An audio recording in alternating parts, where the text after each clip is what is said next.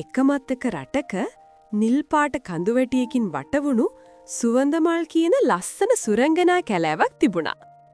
මේ කැලෑවේ හිටියා ගස්වැල් එක්ක කතා කරන්න පුළුවන් මල්වලට පාට පුරවන පුංචි සුරංගනාවියක්. ඇයගේ හිනාවට කැලේ පිපෙන මල් පවා තවත් ලස්සන වුණා. මේ කැලෑවෙම අනෙක් කෙළවර හිටියා ජීවයේ රහස් ගැනත් ගහකොළ ගැනත් හුඟක් දේවල් දන්න දක්ෂ වෙද කුමාරයෙක්. ඔහු කැලේ තියෙන දුර්ලභ බෙහෙත් පැලෑටි මුල් සහ කොළ එකතු කරලා හදන විස්කම් ඔසු වලින් කැලේ අසනීප වෙන ඕනෑම කෙනෙක්ව සුවපත් කළා. සුරංගනාවියයි වෙද කුමාරයයි අතර තිබුණේ කියාගන්න බැරි තරම් ලොකු ආදරයක්.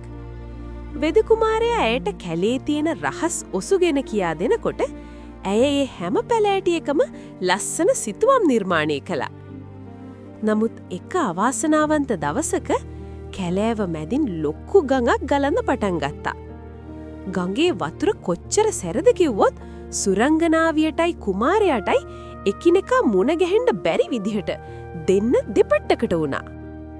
සුරංගනාවිය ගඟ දිහා බලාගෙන හුඟක් දුක් වුණා. ඒත් වෙද කුමාරයා දැනගෙන හිටියා ඇගේ හිත සුවපත් කරන විදිහ. ඔහු කැලේ තියෙන සුවඳවත්ම ඔසු කොළයක් අරගෙන ඒකේ රහස් පණිවිඩයක් ලියලා කැලේ හමන මෘදු සුළඟට මුසු කළා. සුළඟ ඒ කොළය පාවෙලා ගිහින් සුරංගනාවියගේ දෑත් මතින් තිබ්බා. ඒ ඔසු කොළේ මෙහෙම ලියලා තිබුණා. මගේ පුංචි කුමාරියේ මේ වෙන්වීම తాවකාලිකයි. මම තව ටික දවසකින් දුර රටකට යනවා.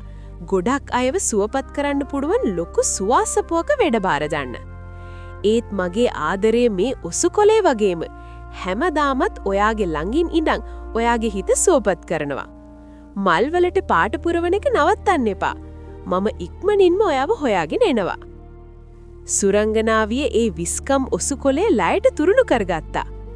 ඇගේ හිතේ තිබුණු දුක අතුරුදහන් වෙලා ලොකු බලාපොරොත්තුවක් ඇති වුණා. ඇය ආයෙමත් hina වෙලා Tamanගේ සිතුවම් මැදින්න පටන් ගත්තා. කුමාරයා එනකන්